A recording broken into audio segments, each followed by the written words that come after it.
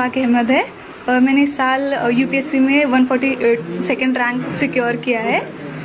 मेरी स्कूलिंग जो है वो यवतमाल महाराज से ही हुई है। प्राइमरी मेरी जो है वो जफरनगर की ज़िला परिषद स्कूल से कंप्लीट हुई है। उसके बाद हाई स्कूल मैंने गवर्नमेंट कॉलेज से अपनी कंप्लीट की है। ग्रेजुएशन जो है वो मैंने पुणे के आज़म कैंपस से अपनी कंप्लीट की थी बीएससी मैथमेटिक्स में।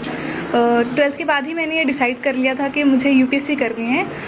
इंस्पिरेशन इसकी मुझे अपने मामू के थ्रू मिली, जो सेवा एनजीओ के सेक्रेटरी है। उन्होंने मुझे जो है वो इंट्रोड्यूस करवाया कि एक आईएएस ऑफिसर होता क्या है, उसके लिए आपको किस तरीके से प्रिपरेशन करनी है, ये सब चीज़ें। तो मैंने वहाँ से डिसाइड कर लिया था कि मुझे अब यूपीएससी करनी है। तो फिर ग्रेजुएशन के फ़ौरन बाद ही जो है वो मैंने अपनी प्रिपरेशन स्टार्ट कर दी थी यूपीएससी के लिए। पहले मैंने जो है वो अपना फर्स्ट अटैम्प्ट मुंबई से दिया था, हज हाउस से। सेकेंड अटैम्प्ट के लिए से मैं दिल्ली चली गई, जिसमें हमदर्द स्टडी सर्कल से जो है वो मैंने अपना सेकेंड अटैम्प्ट दिया। और फाइनली जो मेरा ये वाला अटैम्प्ट रहा है, जिसमें मुझे फाइनली सक्सेस मिली है, वो मैंने जामिया मिल्लिया इस्लामिया से दिया है, आरसीए में। मेरी ये जो पूरी जर्नी रही है उसमें बहुत सारे उतार चढ़ाव रहे हैं, लेकिन जो है मेरी फैमिली का सपोर्ट बहुत ज़्यादा इसमें रहा है, स्पेशली मेरे पेरेंट्स का। मैं फाइनेंशियली थोड़े हम्बल बैकग्राउंड से बिलोंग करती हूँ। मेरे पापा जो है वो ऑटो रिक्शा ड्राइवर है, लेकिन फिर भी उन्होंने कभी मुझे ये एहसास नहीं होने दिया कि हमारे पास रिसोर्सेज की कमी है। उन्होंने हमेशा मुझे सपोर्ट किया है। मेरी जो मदर है, उन्होंने मुझे हमेशा सपोर्ट किया है। कहीं ना कहीं मैं जो एक पेट्रियार्कल सोसाइटी से बिलोंग करती हूँ, इसके बावजूद भी कभी मेरे पेरेंट्स ने मुझे ऐसा महसूस नहीं होने दिया कि तुम लड़की हो, तुम ये नहीं कर सकती।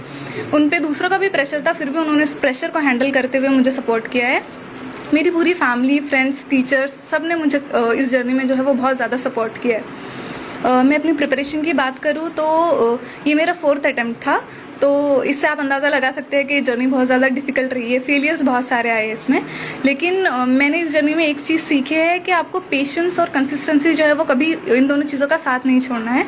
ये दोनों चीज़ें ही है जो आपको जो है वो आपकी डेस्टिनेशन तक पहुंचा सकती है। आपके पास फेलियर्स आएंगे, बहुत सारे आएंगे, लेकिन आपको उन फेलियर्स से सीखना है कि आपकी गलती कहाँ हो रही है और आगे बढ़ना है। जो आने वाली पीढ़ी है, नए बच्चे हैं जो ये सोचते हैं कि कैसे मुकाम तक पहुंचना है, तो उनके लिए क्या सलाह देना चाहिए? मैं यही कहना चाहूँगी कि आप कभी ये मत सोचें कि आपने जो सपना देखा है वो पूरा होगा या नहीं। कभी कभार ऐसा होता है कि हमारे पास जो है वो बहुत सारे बैरियर्स होते हैं। कभी फाइनेंशियली जो है वो हम अच्छे स्ट्रॉन्ग बैकग्राउंड से बिलोंग नहीं करते, तो हम सोचते हैं हम कर नहीं पाएंगे, लेकिन कहीं ना कहीं से आपको सपोर्ट मिल ही जाता है। अगर मैं अपना एग्जाम्पल दूँ तो जो सेवा एनजीओ है, उसके थ्रू जो है वो मुझे बहुत फाइनेंशियली सपोर्ट मिला है। इस तरह से मदद जो है वो आती रही है। मेरे पेरेंट्स ने मुझे हमेशा बहुत ज़्यादा सपोर्ट किया है। तो आपको कभी अपने सपने का जो है वो छोड़ नहीं देना चाहिए, उसके लिए हमेशा कोशिश करती रहनी चाहिए। और फेलियर्स चाहे जितने भी आए, आपको कभी उनसे डरना नहीं है। उसको एक सबक की तरह लेना है कि इससे आप कुछ सीख रहे हो, कुछ इम्प्रूव करने की आपके पास एक अपॉर्चुनिटी है, जिसको आप जो है वो अपनी लाइफ में अप्लाई करके आगे बढ़ सकते हो। जिला परिषद की स्कूल है, उसमें भी उर्दू मीडियम है। ऐसी परिस्थिति में हमेशा लोग सोचते हैं कि बड़े स्कूल होना चाहिए, अंग्रेजी में ही पढ़ना चाहिए, तो क्या लगता है इसमें? ये मेरे हिसाब से ये बिल्कुल एक तरह का मिथ है। ऐसे कुछ नहीं होता है। अगर आप खुद हार्ड वर्किंग हो, अगर आप में उतना जज्बा है कि आपको अपनी लाइफ में कुछ करना है, तो आप कैसे भी हालात में जो है वो आगे बढ़ जाते हो। और स्कूल हमेशा से एक बहुत इंपॉर्टेंट पार्ट होता है आपकी लाइफ में कुछ सीखने के लिए। आप में खुद में वो जज्बा होना चाहिए कि आप उस अपॉर्चुनिटी को एक्सप्लॉइट कर पाए और उससे सीख पाए। अभी आईएएस तो आप बन गए हो, लेकिन क्या आगे करना चाहेंगे सोसाइटी के लिए? ये तो बस एक फर्स्ट स्टेप है, एक तरह से मीन्स है ये कुछ हासिल करने के लिए, कुछ पाने के लिए।